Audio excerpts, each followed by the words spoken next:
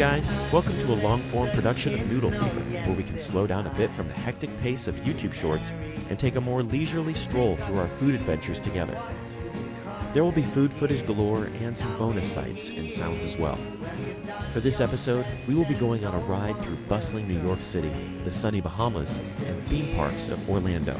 Hope you get hungry watching this.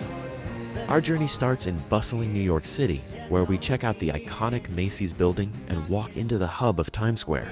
But our stomach is growling, and we are checking out the upgraded food trucks. Not bad, to be honest. It used to be just dirty water hot dogs, but now there's cheesesteak, burgers, gyros, a whole selection. And by the way, guys, in New York, it's called gyro. Please don't order a gyro here. They will look at you funny. But it's decided we are going to Koreatown to get a hot bowl of beef bone broth soup called solongtong. And going forward, when I say it's been decided, you will understand that it means my wife decided. It's a cold day in NYC, but Koreatown is bustling. We are at a place called Gammy-Oak. It's open 24 hours, so if you're ever craving beef soup at 4 a.m. in the morning, you will find it here. And they have this cool wall of wooden blocks, each one with a Korean character on it. The signature item here, as I mentioned, is the solongtong beef bone broth with noodles and slices of brisket. I got the deluxe version that adds beef tongue, tripe, and tendon. I know some of you are thinking, I would pay to avoid those things, but hey, to each their own. We also got steamed dumplings, a fried mung bean pancake called bindidok, and my family ordered a kalbitong, a clear short rib soup, as well as a sundae guk, which is a blood sausage stew. I swear this is not a Rosetta Stone course on Korean. The steaming hot dumplings came out fast. These dumplings were really good. Pork, vegetable, and tofu filling that was really tender and flavorful. And the skin wasn't too thick. They were gone in seconds flat. The mung bean pancake is hot and crispy from being fried in enough oil. It's also savory and fragrant from the pork and scallions mixed into the mung bean cake. Then the star of the show arrives. The beef bone broth is so milky it hides everything that's underneath. Noodles, slices of brisket, tripe, tendon, and beef tongue. You get a soy sauce dip with raw onions in it for the meat, which really adds to the flavor. Then comes the pro move. You have to add a massive amount of green onions to the soup. These jars of green onions are just sitting on the table when you walk in, so it's really not optional. Would be like skipping the mustard on a hot dog. There is no such thing as too many green onions on this bowl of soup. Suffice it to say, I polished off my bowl. I also managed to turn the soup red with all the chili paste I added to the soup. On a cold winter's day, this was the perfect warm-up for body and soul. Fortified, we head back out into the city for some sightseeing. First up is the Guggenheim Museum for some culture. There was a great exhibition, and the building itself is really cool. Hey, that's how I feel sometimes. Then we headed downtown and happened upon the Banksy Museum. If you're a fan of his work, I would highly recommend this small museum, which recreates many of his most famous pieces. This is why New York is so cool. You can just happen upon amazing art and food without even trying. Now it's getting dark, and we are getting hungry again. On my brother-in-law's recommendation, we are trying out a new age Korean restaurant tonight for dinner. It's called Hojakban. Check out the cool decor as you walk in. This place specializes in modern takes on classic Korean bar food.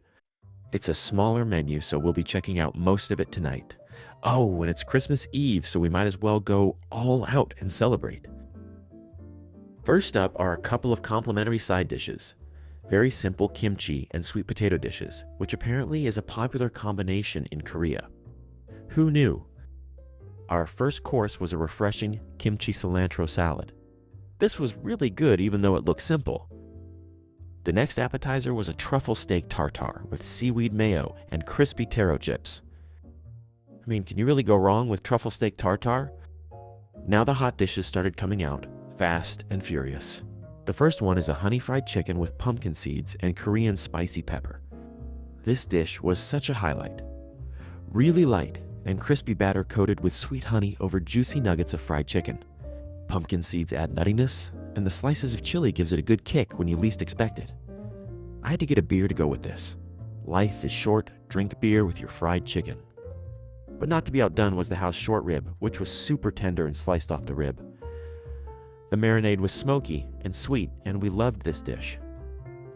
One of the most creative dishes we had all night was the shin ramen fried rice. Is it ramen? Is it fried rice? It's both and delicious. You can taste the shin ramen seasoning, but it's been refined somehow. I did not go to culinary school, so not sure what the magic is, but we ate it all. At this point, we felt like maybe we had over-ordered. But out came the truffle potato pancake with bacon and Parmesan cheese. The little potato pancakes are fried and crispy, making perfect vehicles for bits of truffle bacon and cheese. Goes well with beer. Life is short, drink beer with your truffle potato pancake.